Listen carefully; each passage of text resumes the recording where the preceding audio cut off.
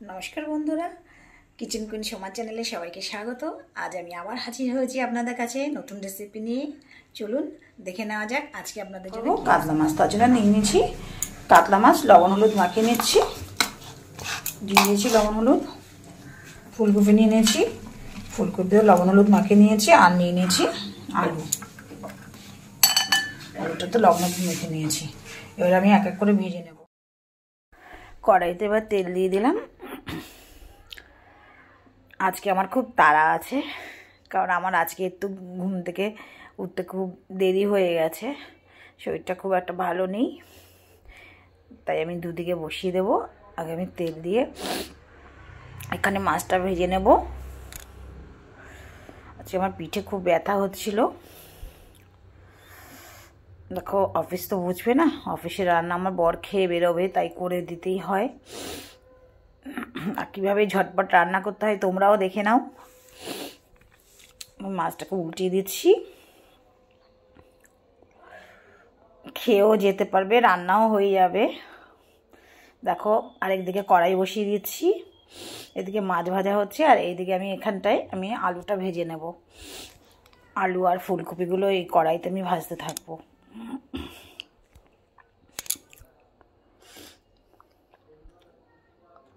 আলুটা দিয়ে দিলাম। আলুটা লাল লাল করে ভাজবো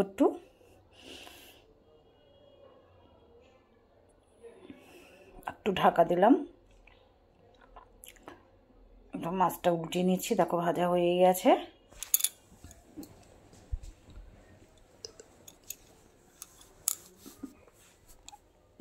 লাল হয়ে গেছে, একটু লাল লাল করে ভাজবো, ভারী মাছ তো। মাছটা লাল হয়ে গেছে, এবার আমি নামিয়ে নেব। এবার কড়াইতে আমি দেখো কালো জিরা ফোড়ন দিয়ে দিলাম। মশলাটা গুলে রেখেছিলাম, জিরার গুঁড়ো, ধনের গুঁড়ো আর আদা আর কাঁচা লঙ্কা দিয়েছি, লবণ দিয়ে দিয়েছি এর মধ্যে। মশলাটাকে আবার ভেজে নেব এই কড়াইতে। আর ওইদিকে আলুটা সেদ্ধ হচ্ছে।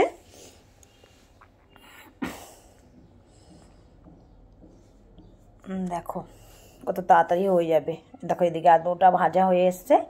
এবার আমি আলুটা নামিয়ে নেব, লাল লাল হয়ে গেছে।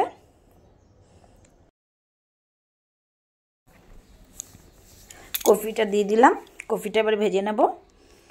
দেখো, এদিকে আলুটা ভাজা হয়ে গেল, এদিকে কফিটা ভাজা হয়ে যাচ্ছে। আর ওদিকে কড়াইতে আমার মশলা ভাজা হয়ে যাচ্ছে, মাছ ভাজা হয়ে গেছে। কফিটা একটু কম আঁচ করে একটু ভাজবো।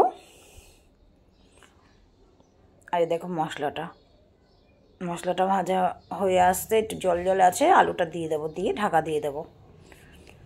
আলুটা ভালো মতন সেদ্ধ হয়ে যাবে, ততক্ষণে কফিটাও ভাজা হয়ে যাবে। আর দেখো, মশলাটা জল শুকিয়ে গেছে, আলুও সেদ্ধ হয়ে গেছে ভালো। দিয়ে দিয়েছি লাল লঙ্কার গুঁড়ো, একটু ঝাল ঝাল হবে, ভালো লাগবে খেতে। এবার দিয়ে দেবো একটু কাশ্মীরি লঙ্কা গুঁড়ো, কালারটা আসবে ভালো, তাই। দেখো, মশলাটা ভাজা ভাজা হয়ে আসছে। এবার আমি দিয়ে দেবো ধনেপাতা কুচি।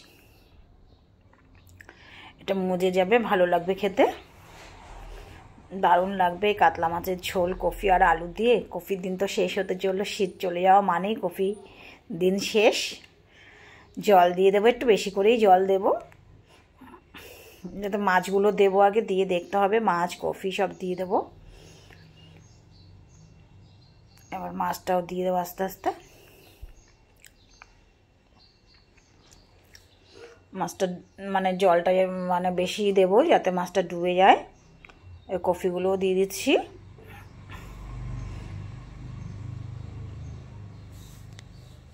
ঝোলটা খেতে দারুণ হয়, এক ভাত খাওয়া হয়ে যাবে এই ঝোল আর আলু দিয়েই। একটু জল দিয়ে দিচ্ছি, কারণ একটু সেদ্ধ হবে। মাছটা একটু সেদ্ধ না হলে ভালো লাগবে না। কফি আর মাছটা সেদ্ধ হয়ে গেলে পরে আমি আঁচটা কমিয়ে রাখবো। দেখো, তেল বেরিয়ে আসছে আস্তে আস্তে। গরম মশলাগুলো দিয়ে দিলাম। তেলটা বেরিয়ে আসলেই আমি ঝোলটা নামিয়ে নেব, যতক্ষণ আমার কফি আর মাছও সেদ্ধ হয়ে যাবে ভালো মতন। দেখো কত সুন্দর হয়েছে। এবার আমি নামিয়ে নেব। দেখো আমার রান্না শুধু দেখতে সুন্দর হয় না, খেতেও তেমনি সুন্দর। আর দেখতে যেমন সুন্দর, খেতেও তেমনি সুন্দর হয়। ভালো লাগলে লাইক কমেন্ট শেয়ার করে চ্যানেলটিকে সাবস্ক্রাইব করে রাখবে। আর পাশে থাকা বেল আইকনটি টিপে দেবে, যাতে সর্বপ্রথম ভালো ভালো রান্নাগুলো তোমাদের কাছে পৌঁছে যায়। ভালো থেকো, সুস্থ থেকো। আবার পরের রেসিপি নিয়ে দেখা হবে। টাটা।